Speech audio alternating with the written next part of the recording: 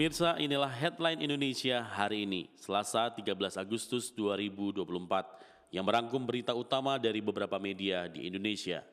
Kita mulai dari Kompas.com yang menyoroti sekitar kenaikan harga bahan bakar minyak BBM. Kenaikan harga BBM non-subsidi Pertamax yang mulai diberlakukan sejak Sabtu menuai respon beragam dari masyarakat. Sebagian masyarakat merasa kenaikan harga BBM non-subsidi itu menambah beban hidup, terutama bagi mereka yang menggunakan sepeda motor untuk aktivitas sehari-hari. Warga menilai tidak ada sosialisasi dari pemerintah sehingga terkesan mendadak. Warga pun memastikan kenaikan BBM akan diikuti oleh meroketnya harga kebutuhan lain. Kompas.com juga menyoroti mengenai pembangunan Istana Wakil Presiden di IKN yang dimulai, yang bakal telan biaya sebesar 1,45 triliun rupiah. Peletakan batu pertama atau groundbreaking yang menandai dimulainya pembangunan Istana Wakil Presiden di kawasan inti pusat pemerintahan atau KIPP Ibu Kota Nusantara IKN telah dilaksanakan Senin 12 Agustus 2024. Istana Wakil Presiden akan dibangun di atas lahan seluas 14,8 hektar dengan luas total bangunan 10.038,4 meter persegi. Konstruksinya dikerjakan oleh PT Adikarya dengan biaya sebesar 1,45 triliun. Sementara itu Tempo.co mengekspos mengenai Direktur Eksekutif Parameter Politik Adi Prayitno mengatakan ada kekuatan besar di balik keputusan pengunduran diri Airlangga Hartarto sebagai Ketua Umum Partai Golkar. Dengan mundurnya Menteri Koordinator Bidang Perekonomian di pucuk pimpinan Partai Golkar itu membuka peluang pelaksanaan musyawarah nasional luar biasa atau munaslup Partai Golkar. Masih dari Jakarta soal politik, Tempo.com mengangkat Yusuf Hamka resmi mundur dari Golkar. Pebisnis Yusuf Hamka alias Babah Alun menyerahkan surat pengunduran diri dari kepengurusan Partai Golkar dan kontestasi pemilihan kepala daerah atau pilkada serentak. Surat itu dia serahkan kepada Sekretaris Jenderal Partai Golkar Ludwig Friedrich Paulus di kantor DPP Partai Golkar pada hari Senin. Dari mancanegara, Sindonews.com mengabarkan pilot penerbangan Vopas 2283 yang jatuh tragis dan menewaskan 62 orang di Sao Paulo, Brasil, diidentifikasi sebagai Kapten Danilo Santos Romano yang berusia 35 tahun. Sebelumnya, seperti kata seorang saksi mata, pesawat ATR 72500 tersebut berputar-putar di udara sebelum jatuh dan meledak pada Jumat waktu setempat.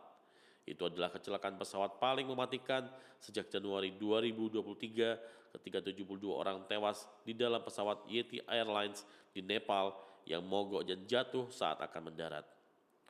Kompas.com menyoroti para pemimpin Prancis, Jerman, dan Inggris pada hari Senin menyerukan tidak boleh ada penundaan lebih lanjut dalam merundingkan genjatan senjata di Gaza. Pernyataan bersama tersebut nyatanya muncul setelah Israel meluncurkan salah satu serangan paling mematikan di Gaza sejak Oktober lalu. Tim penyelamat sebelumnya melaporkan serangan udara Israel pada hari Jumat 9 Agustus 2024 menewaskan setidaknya 93 orang di sebuah sekolah agama di Gaza Utara yang menampung para pengungsi Palestina.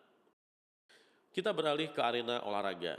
CNNIndonesia.com mengabarkan Dominika, negara terkecil yang merebut emas Olimpiade 2024. Beragam cerita menarik masih tersisa setelah Olimpiade Paris 2024 rampung digelar. Dominika tercatat sebagai negara terkecil yang sukses mendulang medali emas. Dominika berhasil membawa pulang 1 medali emas lewat satu-satunya perwakilan mereka, Thea Lafont. Ia berhasil mengklaim gelar dari cabang olahraga atletik di Paris. CNN Indonesia memberitakan tentang akun Google Bisnis dipalsukan, pengusaha hotel bakal lapor polisi.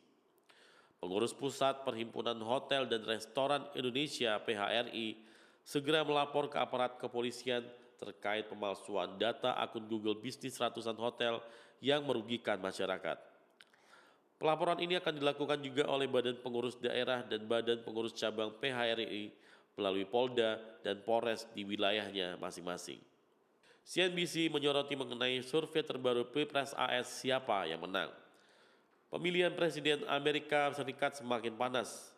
Dua kandidat calon presiden, yaitu Wakil Presiden Amerika Serikat Kamala Harris dari Partai Demokrat, bakal bertarung melawan mantan Presiden AS Donald Trump yang maju dari Partai Republik. Sebenarnya Pilpres masih akan terjadi pada bulan November 2024. Tetapi bagaimana survei terbaru yang muncul? Siapakah yang lebih unggul dari kedua calon presiden tersebut? Berdasarkan salah satu survei, ditemukan bahwa Kamala mengalahkan Trump dengan 50% berbanding 46% di ketiga negara bagian. Pemirsa, itulah headline news hari ini.